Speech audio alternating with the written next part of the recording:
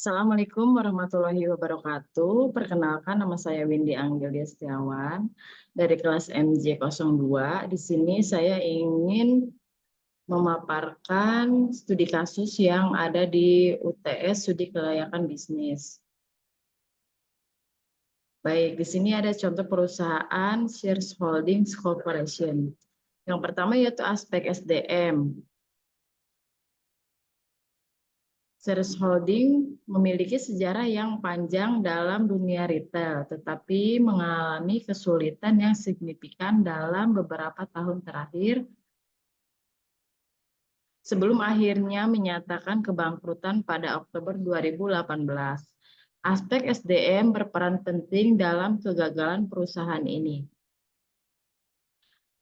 Yang pertama yaitu manajemen yang tidak efektif. Salah satu faktor yang berkontribusi terhadap kebangkrutan Sears adalah kekurangan kepemimpinan yang efektif dan keputusan manajemen yang kurang tepat.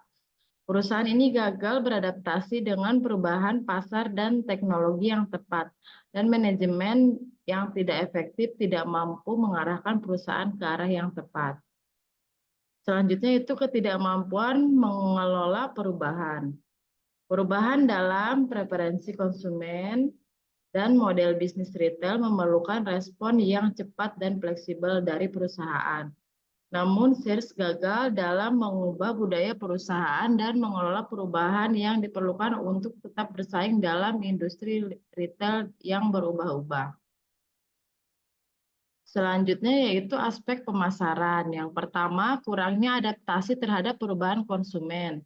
Sears menghadapi kesulitan dalam menyesuaikan penawaran dan pengalaman belanja mereka dengan perubahan preferensi konsumen. Model bisnis tradisional mereka tidak lagi menarik bagi konsumen yang lebih memilih belanja secara online atau di toko retail yang lebih kecil dan berspesialisasi. Yang kedua yaitu persaingan yang ketat. Persaingan dari perusahaan-perusahaan retail besar seperti Walmart dan Amazon memperburuk situasi Sears. Mereka tidak mampu bersaing dengan strategi harga dan inovasi yang ditawarkan oleh pesaing-pesaingnya.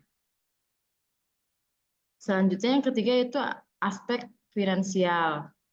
Yang pertama, utang yang tinggi. Sears memiliki beban utang yang tinggi yang membebani keuangan perusahaan dan membuatnya sulit untuk menghasilkan keuntungan. Utang yang tinggi membatasi fleksibilitas keuangan mereka dan membuat sulit untuk berinvestasi dalam inovasi atau perubahan yang diperlukan untuk tetap relevan dan industri yang berubah. Yang kedua yaitu ketidakstabilan keuangan. Kinerja keuangan yang buruk dan menurun pendapatan yang berkelanjutan membuat Sears kesulitan memenuhi kewajiban keuangannya.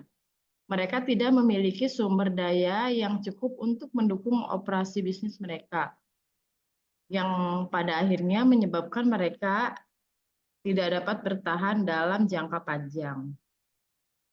Dari analisis ini dapat kita lihat bahwa kebangkrutan Sears Holdings Corporation disebabkan oleh sejumlah faktor, termasuk manajemen yang tidak efektif, ketidakmampuan untuk menyesuaikan diri dengan perubahan pasar, persaingan yang ketat, utang yang tinggi, dan ketidakstabilan keuangan.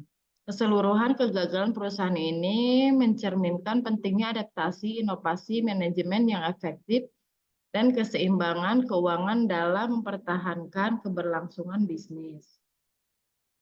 Sekian pemaparan dari saya, kurang lebihnya mohon dimaafkan. Wassalamualaikum warahmatullahi wabarakatuh.